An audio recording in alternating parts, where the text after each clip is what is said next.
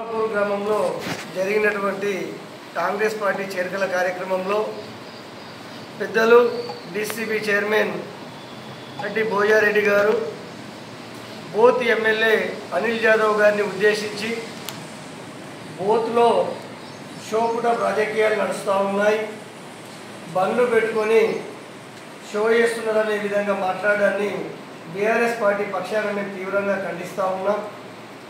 రెడ్డి భోజారెడ్డి గారు, దయచేసి మీరు మాట్లాడేటప్పుడు మాట్లాడేది ఒక ఎమ్మెల్యే స్థాయి వ్యక్తి గురించి ఎమ్మెల్యే గురించి మాట్లాడుతున్నప్పుడు నోరు అదుపులో పెట్టుకొని మాట్లాడాలనే సందర్భంగా తెలియజేస్తూ ఉన్నాం.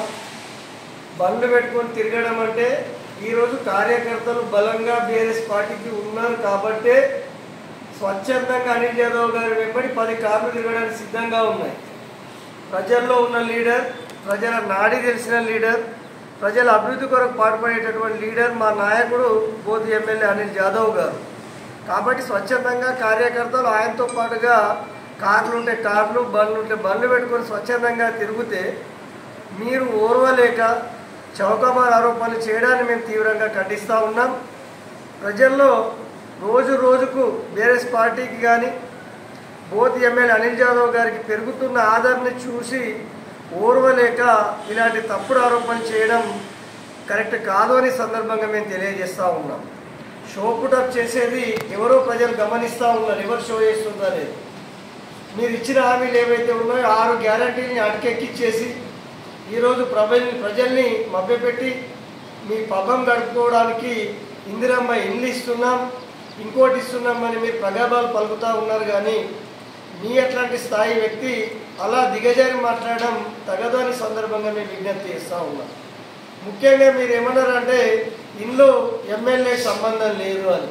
మీరు రాజకీయాల్లో తలమణి నేత, మరి మీకు తెలుసు ఇందులో ఎవరు కాన్స్టిట్యున్సీకి ఎమ్మెల్యేనే బాస్.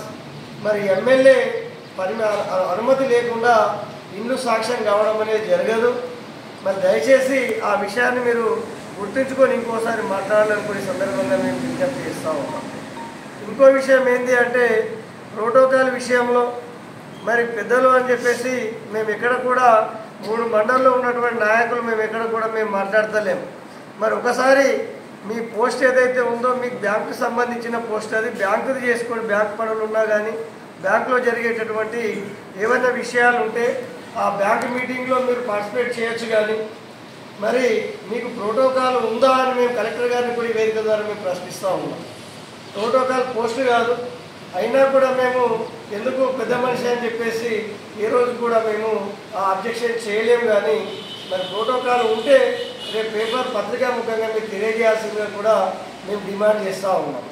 మరి ఇప్పటి నుంచి అధికారులకు కూడా మేము విన్నపం చేసేది ఏమంటే స్టేజ్ మీదకి కానీ లేదా రేపు జరగబోయేటటువంటి అధికారిక సమావేశాల్లో ఖచ్చితంగా ప్రోటోకాల్ పాటించాలనే సందర్భంగా బీఆర్ఎస్ పార్టీ పక్షాన మేము అధికారులను డిమాండ్ చేస్తూ ఉన్నాం. ప్రోటోకాల్ ఉన్న నాయకుల్ని మాత్రమే స్టేజ్ పైకి పిలవాల్సిందిగా కూడా అధికారులకు మేము విజ్ఞప్తి చేస్తూ ఉన్నాం. ఒకవేళ ప్రోటోకాల్ పాటించినట్లయితే రాబోయే రోజుల్లో అధికారుల పైన కూడా కలెక్టర్ గారికి లేదా ఉన్నతాధికారులకు ఫిర్యాదు చేయడానికి కూడా బీఆర్ఎస్ పార్టీ ముందుంటుందని సందర్భంగా తెలియజేస్తూ దయచేసి ఇకనైనా కాంగ్రెస్ నాయకులు నోరు అదుపులో పెట్టుకొని మాట్లాడితే బాగుంటుంది. ప్రజా సంక్షేమం దిశగా మీరు ప్రయత్నాలు చేయండి. ప్రజల యొక్క మెప్పు పొందే విధంగా మీ కార్యక్రమాలు ఉంటే మేము విమర్శించడానికి లేదు. కానీ ఈరోజు స్థానిక ఎన్నికల భయం పడుతుంది. మీకు ప్రజాబలం లేకనే మీకు ఆ గెలిచే సత్తా లేదని చెప్పేసి 2 సంవత్సరాలుగా ముఖం చాటేసి స్థానిక సంస్థల ఎన్నిక నిర్వహించడానికి భయపడుతున్న పార్టీ ఏదైనా ఉండే అంటే కాంగ్రెస్ పార్టీ అది. మరి ఈరోజు దమ్ముంటే మీరు ఎలక్షన్ పెట్టండి, రేపు ఎలక్షన్లో చూసుకుందాం ప్రజలు ఎటువైపు ఉన్నారు. బీఆర్ఎస్ పార్టీ ఓటేస్తారా, కాంగ్రెస్ పార్టీని ఎన్నుకుంటారా రేపే తెలిసిపోతుంది. లోకల్ బాడీ ఎలక్షన్లో మీ ప్రజా పరిపాలన ఇది ఇందిరమ్మ పరిపాలన ఇంకే పరిపాలన అనేది ప్రజలు నిర్ణయిస్తారు, మనం నిర్ణయించేది కాదు. కాబట్టి ఇక్కడైనా బుద్ధి తెచ్చుకొని కాంగ్రెస్ నాయకులు ఇచ్చిన 6 గ్యారంటీలు ఏవైతే ఉన్నాయో 6 గ్యారంటీల్ని అమలు చేసే విధంగా ప్రయత్నాలు చేయండి. కానీ చిల్లర మల్లర మాటలు మాట్లాడుతూ ఇంకొకసారి మా ఎమ్మెల్యే గారి జోలికి వస్తే మాత్రం బీఆర్ఎస్ పార్టీ పక్షాన ఊరుకునే ప్రసక్తి లేదని కూడా ఈ పత్రికా ముఖంగా తెలియజేస్తాం.